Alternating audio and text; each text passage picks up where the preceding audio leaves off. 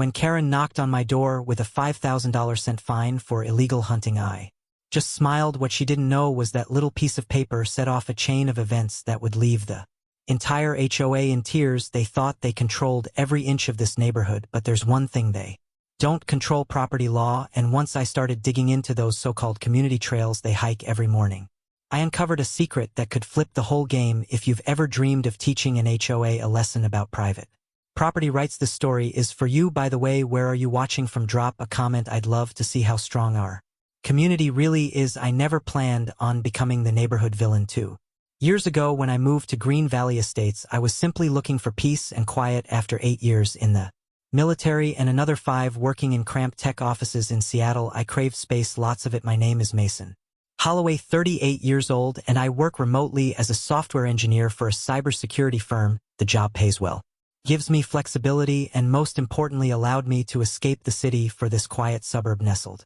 against beautiful woodland in western Washington. Green Valley Estates seemed perfect on paper. Modern homes on spacious lots backed by miles of forest and just remote enough to feel peaceful without being isolated. The HOA fees were steep, $450 quarterly, but the listing agent assured me it was worth it for the immaculately maintained community spaces and award-winning landscaping. What she conveniently failed to mention was that the Green Valley Estates Association was run by Evelyn Richardson, quite possibly the most controlling 38-year-old to ever wield a rulebook. I first met Evelyn during my second week in the neighborhood, when she appeared at my door with a welcome basket that contained more HOA bylaws than actual welcome gifts. "We're so delighted to have new blood in Green Valley," she said with a smile that didn't quite reach her eyes.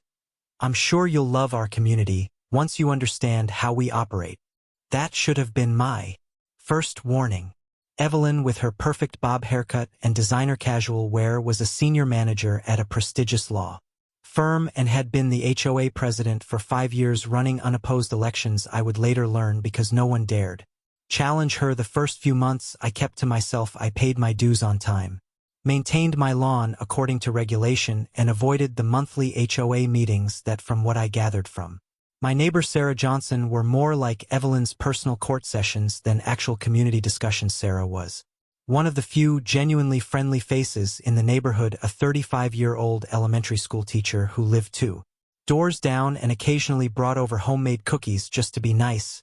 "Don't let Evelyn get to you," she'd advised me early on. "She means well. Sometimes she just believes her way is the only way." I might have continued flying under Evelyn's radar indefinitely if it weren't for my weekend hobby. Growing up in rural Montana, I'd been taught to hunt by my grandfather since I was old enough to hold a rifle. It wasn't just recreation, it was tradition, a connection to a simpler way of life, and honestly, I enjoyed the quiet focus it required. One weekend in October, I discovered a large tract of wooded land adjoining our community, about 80 acres of pristine forest with a stream running through it. I spent a Saturday exploring it, and it looked perfect for deer hunting season, which was approaching. Curious about ownership, I did some research at the county records office. The land belonged to an 83-year-old man named Frank Williams, who had moved to Florida years ago but still maintained ownership. I managed to find his contact information and sent him an email explaining that I was interested in hunting on his property and would respect the land. To my surprise, he replied the next day, "Son, I've owned that land for 50 years. He wrote, "My family used to farm the clearings, haven't been back there in almost a decade since my arthritis got bad. If you want to hunt there, you have my permission. Just be respectful and send me a picture if you get a nice buck." What I didn't realize at the time was that for years Evelyn and several other HOA members had been using Frank's land for their morning hiking routine. They'd created unofficial trails, placed little benches at scenic spots, and even installed bird feeders, all without the actual owner's knowledge or permission. They had essentially claimed the land as their own private nature reserve despite having no legal right to it. This detail would become important very soon. On a crisp November morning, I headed out before dawn with my rifle and hunting gear. I positioned myself in a clearing that Frank had mentioned was a good spot, waiting patiently as the sun rose. Around 9 in the morning, luck was with me. A healthy 8-point buck appeared at the edge of the clearing. I took the shot cleanly, and the deer went down instantly. As I approached to field dress it, I heard voices coming down one of the trails. Through the trees emerged Evelyn, leading a group of 5 women in expensive athleisure where all carrying water bottles and chatting about neighborhood gossip the moment Evelyn spotted me kneeling beside the deer, her face transformed with horror. What in God's name are you doing? She shrieked, fumbling for her phone. This is a protected area. Who gave you permission to murder animals here? Before I could explain, she was snapping photos and threatening to call the authorities. This is absolutely barbaric, she announced to her wide-eyed companions, and completely against Green Valley's commitment to environmental stewardship. I tried to explain that I had the owner's permission, but she cut me off.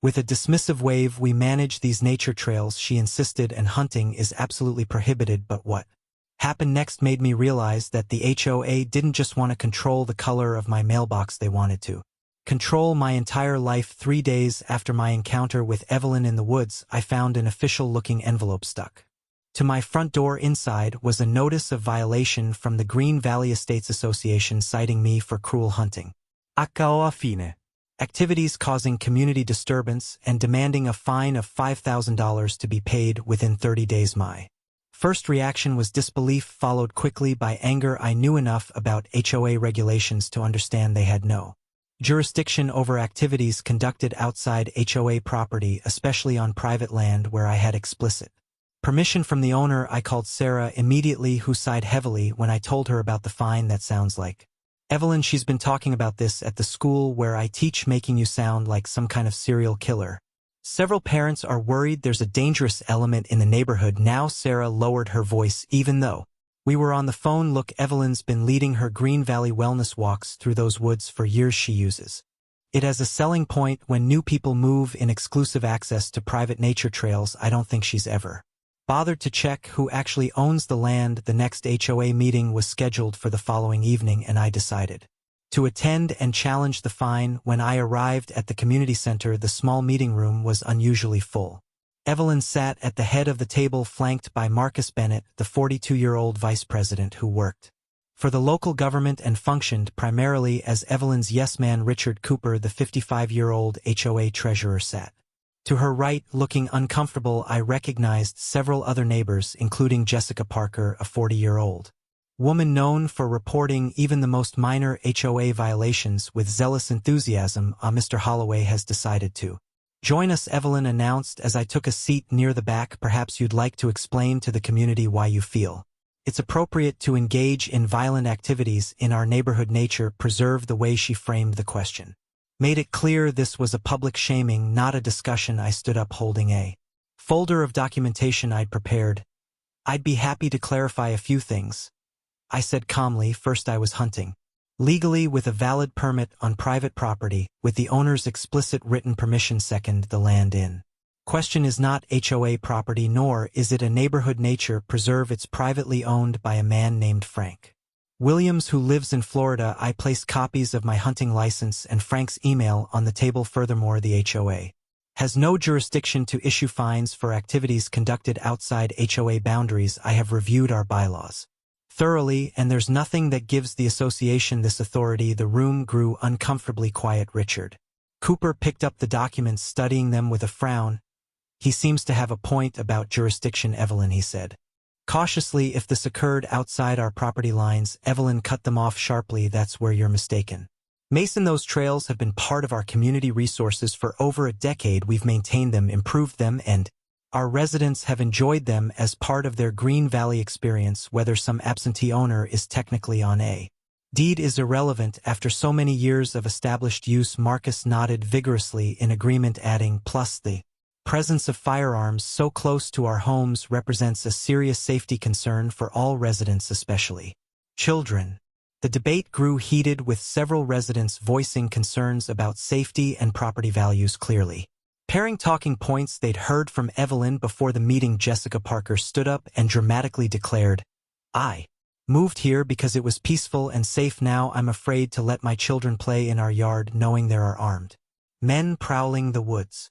I tried to interject that hunting season was limited and that I always followed strict safety protocols, but the narrative had already been established. Eventually, Evelyn called Officer Mike Davis, a 45-year-old local police officer who happened to live in the community.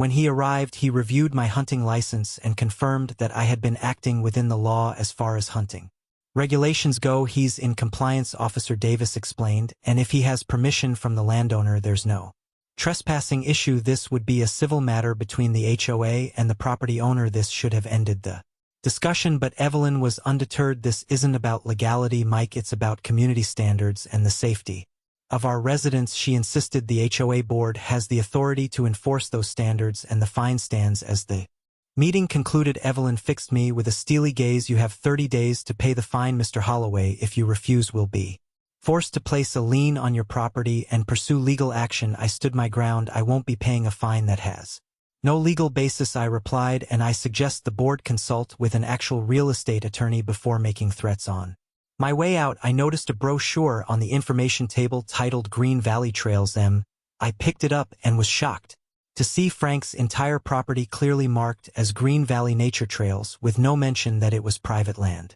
That night, I called Frank Williams again to update him on the situation. He sounded tired and frustrated. I had no idea they were using my land like that, he said. I've never given anyone permission to build trails or install benches. The property taxes keep going up, and I've been thinking about selling anyway. My medical bills are piling up, and I could use the cash. A thought began to form in my mind. Frank, I asked casually, if you're serious about selling, I might be interested in buying. What price would you consider? As we discussed the details, I realized I might have found the perfect way to turn the tables on Evelyn and her HOA. That night, as I researched property ownership laws, I discovered something that made me gasp. The HOA wasn't just using the land without permission, they were actively planning to transform it into an Evelyn Richardson Nature Park without any consent from the actual owner. The discovery of the park plans changed everything. While digging through public records, I found permit applications filed by the HOA for preliminary development of a community nature park on Frank's land they'd submitted.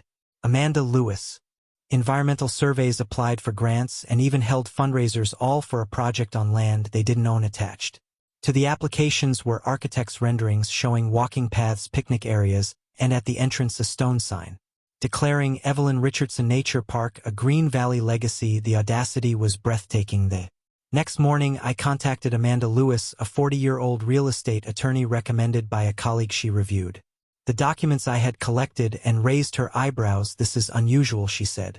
Diplomatically, the HOA has essentially attempted to claim adverse possession of the land, but they haven't met the requirements in Washington state. They would need to have used the land openly, notoriously, and without permission for at least 10 years, and they would need to pay the property taxes, which clearly Mr. Williams has been handling. Furthermore, their plans to develop the property go well beyond casual use. This is a clear overreach. When I told her I was considering purchasing the land myself, she smiled. That would certainly be an interesting solution. Let me help you make sure everything is above board. Over the next few days, a strange campaign began in the neighborhood. My garbage cans would mysteriously remain at the curb after collection. Anonymous notes appeared on my windshield warning me that animal killers aren't welcome in Green Valley. Several neighbors who had previously been friendly suddenly became distant. Sarah told me she'd overheard Evelyn at a school function warning parents to keep their children away from that dangerous man on Maple Street. The message was clear: conform or be ostracized. While this social pressure campaign unfolded, I was quietly working with Frank Williams and Amanda Lewis to negotiate the purchase of the 80 acres. Frank initially asked for $800,000, but given his eagerness to sell and the property's remote location, we eventually settled on $750,000. It was a steep price, nearly my entire savings and a chunk of an HOA notices inheritance from my grandparents, but I considered it an investment in both real estate and peace of mind. Amanda expedited the paperwork, and we scheduled the closing for the following week. During this time, I received 3 more notices from the HOA, one for improper garbage can storage, another for unauthorized vehicle parking my own truck in my own driveway because I'd left it there for more than 24 hours while on a business trip, and a third reminder about the hunting violation fine. Now, with added late fees, I filed each one away following Amanda's advice to document everything but not engage until we'd completed the land purchase. Sarah continued to be my eyes and ears in the community. Evelyn's holding private meetings with certain homeowners. She reported one evening they're planning some big announcement about a new community project. There's a fundraising event next month. Very Exclusive minimum donation of $1,000. She's been particularly friendly with Daniel Thompson from the City Council. I think she's securing permits or approvals for something. Daniel Thompson was a 50-year-old local politician known for supporting development projects, and his connection to Evelyn raised further concerns about what they were planning. For Frank's land, I also noticed Trevor Adams, Evelyn's 39-year-old husband, and an architectural consultant surveying the property with measuring equipment one afternoon when he spotted me watching from the edge of the woods. He quickly packed up and left without acknowledging me. His company, Green Vision Consulting, was listed on the park development applications as the primary design firm for the project. Everything pointed to a well-orchestrated plan to essentially appropriate Frank's land for the HOA's purposes, and specifically for Evelyn's ego-driven vanity project. By the end of the week, I received another visit from Evelyn and Marcus. This time they brought a formal notice of intent to sue if I didn't pay the accumulated fines, now totaling $5,700 with late fees. "This is your final warning, Mason," Evelyn said, her voice dripping with artificial concern. "We don't want to, final warning, take legal action, but the community's standards must be upheld." Marcus stood behind her, arms crossed, trying to look intimidating but mainly succeeding at looking uncomfortable. "The board has unanimously approved pursuing legal remedies if you continue to refuse cooperation," he added. I nodded politely. "I understand. You'll have my response within 48 hours. Evelyn seemed surprised by my sudden agreeableness but recovered quickly. "I'm glad you're finally seeing reason," she said with a satisfied smile. "Perhaps you're beginning to understand how we do things in Green Valley." If only she knew what was coming. The very next day I completed the purchase of Frank's 80 acres. Amanda expedited the final paperwork, and by that afternoon I held in my hands the deed to the property that Evelyn had been treating as her personal domain for years. That night I could hardly sleep, knowing that when Evelyn knocked on my door the next morning with her lawsuit in hand, I had in my pocket something that would leave the entire HOA stunned in disbelief. At precisely 9 o'clock the next morning, right on schedule, my doorbell rang. Evelyn stood on my porch, immaculately dressed in a blue blazer and white pants, her hair perfectly styled despite the light drizzle. Marcus Bennett hovered behind her, clutching a leather portfolio that presumably contained their legal threats. "Good morning, Mason," Evelyn said crisply. "I assume you've had time to reconsider your position on the HOA violation." Her tone suggested she expected full capitulation. Her head tilted slightly in that condescending way that had become her trademark. I smiled broadly, stepping aside to invite them in. "Actually, I have something important to discuss with both of you. Please come into the living room." Confused by my friendly demeanor but unwilling to show it, Evelyn strode in with Marcus trailing behind. Once seated, she immediately took control. "Before you begin whatever explanation you've prepared, I should inform you that we've filed paperwork with the county court regarding your violation," she added with practiced "the deed. Magnanimity, if you're prepared to pay the full amount today, we can still withdraw the filing before it progresses further." "But that's very interesting," I replied, maintaining my calm. "But I think you'll want to see this first." Slid a folder across the coffee table. Inside was a copy of the deed to Frank Williams' 80 acres, now bearing my name as the legal owner, along with a survey map clearly showing the boundaries. As of yesterday afternoon, I am the sole owner of the property where the alleged hunting violation occurred. Furthermore, I am also now the owner of all the land where the Green Valley HOA has been illegally creating trails, installing benches, and planning to build a park. Without the previous owner's permission, the color drained from Evelyn's face. She snatched up the documents, flipping through them frantically while Marcus peered over her shoulder, his expression shifting from confusion to alarm. This can't be right," she stammered. "The community has been using those trails for over a decade. We have established rights adverse possession." I interrupted. "My attorney assures me you don't qualify. You never paid the property taxes, never had explicit or implicit permission from the owner, and Mr. Williams was never notified of your intentions to develop his land." I leaned forward. "In fact, I have documentation showing that the HOA deliberately avoided contacting the legal owner while planning substantial development on his property that raises serious legal questions about fraud and misrepresentation, especially considering the fundraising you've done for this Project Marcus began to look physically ill, tugging at his collar. Evelyn, perhaps we should consult with legal counsel before she silenced him with a glare. This changes nothing, she insisted, though. Her voice had lost its earlier confidence. The community has established usage rights through years of maintenance and improvement of the trails. The courts will recognize. Feel free to pursue that argument in court, I replied evenly. In the meantime, as the legal owner, I'm formally notifying you that all HOA cease and desist activities on my property must cease immediately. Any trails, benches, bird feeders, or other installations are there without my permission and must be removed within 7 days. Further, I added, sliding another document toward them, this is a cease and desist letter from my attorney regarding the fraudulent park development plans. All fundraising and permit applications must be withdrawn immediately. Evelyn stood abruptly, her composure cracking. You have no idea who you're dealing with, she hissed. I've built this community from nothing. Everyone respects my vision.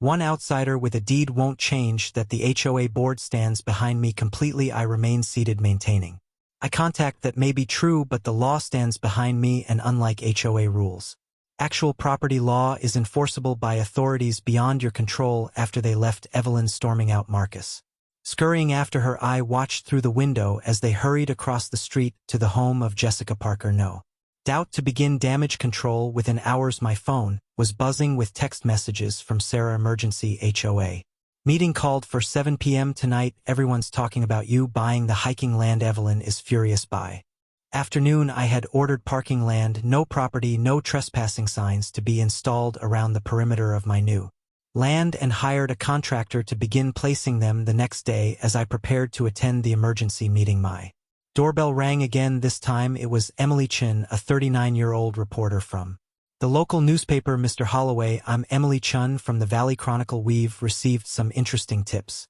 about a dispute between you and the Green Valley HOA. Would you care to comment? Her directness was refreshing. After months of passive-aggressive neighborhood politics, I invited her in, explaining the situation while carefully avoiding any comments that could be considered defamatory. Emily took detailed notes, her eyes widening at revelations. Certain revelations. So you purchased the land legally, and the HOA had been using it without permission all this time, and they were planning to build a park named after their president without consulting the owner. She shook her head in disbelief. This will make quite a story. Just before I left for the meeting, an elderly man approached my house. Cautiously, he introduced himself as Robert Jackson, a 65-year-old retired accountant who had lived in Green Valley for over 20 years. I need to speak with you privately, he said, glancing nervously over his shoulder. About Evelyn and that land you bought inside. Robert revealed that he had served on the HOA board years ago when they first discovered the land was privately owned. Evelyn directed us to forget about finding the owner, he confessed. She said it would complicate things and that adverse possession would take care of it eventually. I resigned from the board over it. Told her it wasn't ethical, but she's been running things her way ever since. Robert also hinted at financial irregularities in how the HOA had been handling funds for the proposed park. They've been collecting special assessments for 3 years for the Trail Improvement Fund, substantial amounts, but the financial reports don't fully account for all the money. When I asked questions at a meeting last year, I was told the detailed accounting was confidential due to ongoing negotiations. This new information was a bombshell. What Robert was describing went beyond HOA overreach. It suggested potential financial misconduct. As I thanked him for coming forward, he gripped my arm anxiously. Be careful, Evelyn doesn't lose gracefully. She and her husband have a lot of connections in this town. The revelations from Robert didn't just give me a stronger legal position, they provided me with a weapon that could potentially end Evelyn's reign over Green Valley Estates for good. The emergency HOA meeting that evening was exactly the circus I expected. The community center was packed with residents, many of whom I'd barely exchanged words with in the 2 years the meeting I'd lived there. Evelyn stood at the front, her composure restored, though a tightness around her eyes betrayed her anger. We've called this special meeting to address a situation that affects our entire community, she began. Mr. Holloway has purchased the land adjacent to our neighborhood, land that has served as our nature trails for over a decade. He is now threatening to cut off access and destroy years of community improvement work. Murmurs rippled through the crowd as Evelyn continued her carefully crafted narrative, painting me as an outsider who didn't understand community values, a selfish individual putting personal interests above the collective good. Marcus stood beside her, nodding earnestly at every point. When she finished her speech, she turned the floor over to Trevor Adams, her husband, who unveiled glossy renderings of the proposed Evelyn Richardson Nature Park, complete with walking paths, a playground, and a small amphitheater for community events. All of this is now at risk, he concluded solemnly. Years of planning and fundraising potentially wasted because one person refuses to embrace our community vision. When I was finally allowed to speak, the atmosphere was decidedly hostile. I appreciate everyone's concern. I began, keeping my voice level, but there are some facts you should be aware of. First, this land has always been private property. The previous owner was never contacted by the HOA before trails were built or benches installed. Second, the park plans unveiled tonight were developed without any legal right to the property. And third, most importantly, the fundraising done for this project was conducted under false pretenses. Since the HOA never had any legal claim to the land, the room erupted in a mix of outrage and confusion. Some residents shouted questions about their donations, while others accused me of destroying community amenities. Through the chaos, I noticed Nancy Roberts, the 42-year-old HOA secretary, watching the proceedings with an odd expression, not anger but something closer to fear. She avoided Nancy Roberts' contact when I looked her way. Richard Cooper, the treasurer, also seemed uncomfortable, shuffling papers and whispering urgently to Marcus. After the meeting dissolved into arguing factions, Sarah approached me as I was leaving. That was intense, she whispered. But you've got people talking. Some of the older residents are asking questions about the fundraising. No one seems to know exactly how much was collected or where it all went.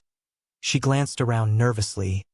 Listen, I think Nancy knows something. She's been acting strange ever since the park project began. Maybe try talking to her over the next 3 days. I watched as my property signs were installed around the perimeter of my new land. By the second day, half of them had been removed or vandalized, exactly as I'd anticipated. I'd installed trail cameras at key points which captured clear images of Marcus Bennett and several other HOA members trespassing to remove the signs in the middle of the night. These images would prove useful later, but for now I was more interested in the financial angle. Robert had hinted at working with Amanda Lewis. I filed public records requests for all HOA financial documents related to the Nature Park project. While waiting for those to be processed, I reached out to Nancy Roberts under the pretext of discussing the sign vandalism. She initially refused to meet, clearly frightened, but eventually agreed to talk at a coffee shop 2 towns over where she felt safe from prying eyes. They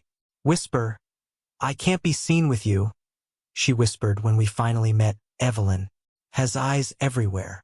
NY's revelation was exactly what I needed as HOA secretary. She had access to all the financial records, including the Special Nature Park Development Fund that had collected over $75,000 from residents over the past 3 years. The money goes into the fund, but then large chunks are transferred to a consulting company called Green Vision Consulting for preliminary design work and environmental assessments. She explained the company submits invoices with vague descriptions and receives payment immediately, approved solely by Evelyn, bypassing the normal board approval. Green Vision Consulting process for large expenditures. And who owns Green Vision Consulting, I asked. Though I already suspected the answer, Nancy confirmed it. Trevor Adams, Evelyn's husband, and there's another partner, Patricia Bennett, Marcus' sister. It's all kept very quiet. The contracts were awarded without competitive bidding, justified as specialized services exempt from the normal procurement policy. Nancy slid a flash drive across the table. I've been making copies of everything. I wanted to speak up, but Evelyn made it clear my job at the school district could be at risk if I caused problems. Her law firm represents the district, and she's friends with the superintendent. Armed with this evidence, I contacted Detective Alex Morgan, a 40-year-old investigator with the county sheriff's office who specialized in financial crimes. After reviewing the documents, he agreed there were sufficient grounds for a preliminary investigation into potential embezzlement and misappropriation of funds. This isn't just an HOA dispute anymore, he explained. If they've been soliciting donations for a project on land they knew they didn't own and then diverting those funds to a company owned by the board president's family, that crosses several legal lines. While the investigation began quietly, Evelyn escalated her campaign against me. A small group of protesters appeared outside my house one morning carrying signs reading "Save Our Trails" and "Community Over Selfishness." Local social media groups filled with posts questioning my character and intentions. More disturbingly, Sarah called to warn me that she'd been approached by the school principal who expressed concerns about her friendship with the controversial new resident and hinted that her upcoming contract renewal might be affected. Emily Chen's article about the dispute appeared in the Valley Chronicle, presenting a relatively balanced view of the situation but raising pointed questions about the park fundraising and the HOA's authority. The HOA lawsuit. Day after it was published, I received a certified letter from the HOA's attorney threatening to sue me for defamation and demanding $100,000 in damages for harming the husband, and there's another partner, Patricia Bennett, Marcus' sister. It's all kept very quiet. The contracts were awarded without competitive bidding, justified as specialized services exempt from the normal procurement policy. Nancy slid a flash drive across the table. I've been making copies of everything. I wanted to speak up, but Evelyn made it clear my job at the school district could be at risk if I caused problems. Her law firm represents the district, and she's friends with the superintendent. Armed with this evidence, I contacted Detective Alex Morgan, a 40-year-old investigator with the county sheriff's office who specialized in financial crimes. After reviewing the documents, he agreed there were sufficient grounds for a preliminary investigation into potential embezzlement and misappropriation of funds. This isn't just an HOA dispute anymore, he explained.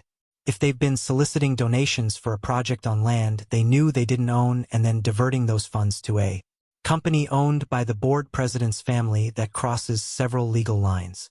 While the investigation began quietly, Evelyn escalated her campaign against me. A small group of protesters appeared outside my house one morning carrying signs reading "Save Our Trails" and "Community Over Selfishness." Local social media groups filled with posts questioning my character and intentions. More disturbingly, Sarah called to warn me that she'd been approached by the school principal who expressed concerns about her friendship with the controversial new resident and hinted that her upcoming contract renewal might be affected. Emily Chen's article about the dispute appeared in the Valley Chronicle, presenting a relatively balanced view of the situation but raising pointed questions about the park fundraising and the HOA's authority. The HOA lawsuit. Day after it was published, I received a certified letter from the HOA's attorney threatening to sue me for defamation and demanding $100,000 in damages for harming her. To my home for an exclusive interview. When she arrived, I presented her with copies of all the evidence I'd gathered, the financial records showing payments to Green Vision Consulting, the incorporation documents for the company showing its ownership by Trevor Adams and Patricia Bennett, the fundraising materials that misrepresented the HOA's right to develop the land, and statements from both Frank Williams and Robert Jackson confirming the HOA had deliberately avoided contacting the legal owner. I also included the audio recording of Evelyn's threat from the previous night's meeting along with witness statements from residents who had heard it. This is extensive, Emily said, eyes widening as she reviewed the documents. And you're saying Detective Morgan is already investigating? I nodded. He's been very professional, treating this as a potential financial crimes case rather than a neighborhood dispute. I believe he's interviewing other board members today. Emily's article would appear in the next day's paper, but she promised to publish an online preview that evening. Perfect timing for the special HOA meeting. Evelyn had called to discuss legal strategies against defamatory statements while Emily worked on her story. I implemented the next phase of my plan. With Amanda's help, I drafted a formal letter to every Green Valley resident providing documentation of the financial irregularities and explaining exactly how their donations had been misused. I included copies of the trail camera photos showing HOA board members vandalizing my property signs, along with a detailed accounting of how much had been collected for the park fund versus how much had been paid to Green Vision Consulting. The letter concluded with a proposal I would establish a legitimate community trail on a portion of my land, properly maintained and insured if the current HOA leadership resigned, and new transparent financial controls were implemented. By late afternoon, news had spread that Detective Morgan had been seen at the homes of Richard Cooper and Nancy Roberts, presumably taking official statements. Several residents reported special meeting receiving calls from Evelyn urging them to attend the evening's meeting to show solidarity against baseless attacks on our community, but her support was crumbling rapidly. John Peterson, a 70-year-old retired banker who had donated $5,000 to the park fund, was calling other residents expressing his outrage at how the money had been handled. Cynthia Miller, one of Evelyn's former allies on the HOA board, publicly announced she was requesting a full audit of all association funds. The special meeting that evening was unlike any other in Green Valley's history. The community center was packed beyond capacity, with residents spilling out into the parking lot. Evelyn arrived with Trevor and Marcus, all three looking tense but determined. She attempted to call the meeting to order, but was immediately interrupted by shouts and questions from the crowd. "Is it true you've been funneling HOA money to your husband's company?" Someone called out. "Why didn't you tell us the land wasn't ours to develop?" demanded another in all caps. Evelyn tried to regain control, her voice rising above the din. "These are all malicious fabrications. Mason Holloway is attempting to manipulate this community for his own purposes. Yes, Green Vision Consulting has provided services to the HOA, all properly documented and approved by the board. The fact that Trevor happens to be a principal in the company doesn't change the quality of work provided. This only prompted more questions and objections. "But you didn't disclose the conflict of interest," shouted Richard Cooper, surprising everyone by breaking ranks. "I signed off on those payments because you assured me everything was above board." As the meeting descended into chaos, District Attorney William Hayes unexpectedly arrived, accompanied by Detective Morgan. They stood quietly at the back of the room, observing. Their presence did not go unnoticed by Evelyn, whose composure finally cracked. "This is ridiculous," she shouted, slamming her hand on the podium. "Everything I've done has been for this community. If I've bent a few procedural rules, it was only to ensure our beautiful park would become a reality. Would you rather have some gun to outsider control our access to nature?" Her outburst silenced the room momentarily, but then Nancy Roberts stood up from her seat in the corner. "That's not true, Evelyn, and you know it," she said, her voice trembling but determined. "You deliberately concealed information about the land ownership. You pressured the board to approve payments to Trevor's company without proper review. You threatened my job when I questioned the invoices. This wasn't about the community, it was about building a monument to yourself with other people's money." The meeting erupted again, with multiple residents demanding Evelyn's resignation. Marcus attempted to defend her, but his heart wasn't in it. Trevor remained silent, his face pale, as he watched his wife's carefully constructed empire crumbling. District Attorney Hayes approached the podium and gently but firmly asked Evelyn to step aside. In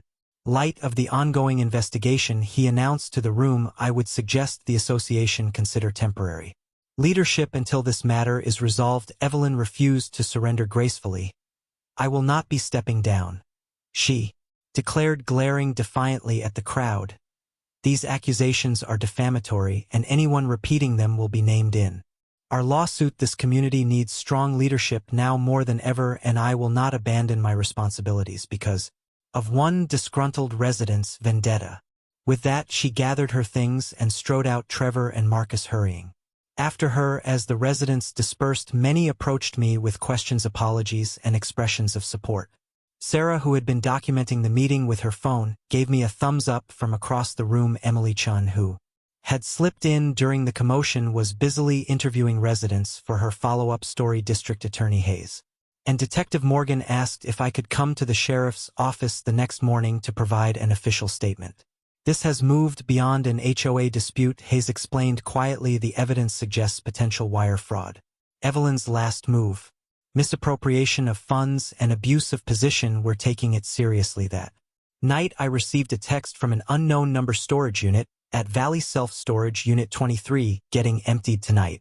Documents being moved. Thought you should know." I immediately called Detective Morgan, who thanked me for the tip and promised to look into it. The next morning, I learned that officers had intercepted Trevor Adams and Patricia Bennett removing boxes of financial records from the storage unit, a desperate last attempt to destroy evidence that only served to strengthen the case against them. Evelyn might have threatened to ruin my life, but it was her own life that was now falling apart, and entirely by her own hand. But she still had one last desperate move to play, and I needed to be ready for it. 2 days later, Evelyn made her last move through social media and email. She announced a community trail preservation walk, basically a mass trespass on my land set for Saturday morning. Join your neighbors in reclaiming our beloved trails. It read, bring kids' grandparents.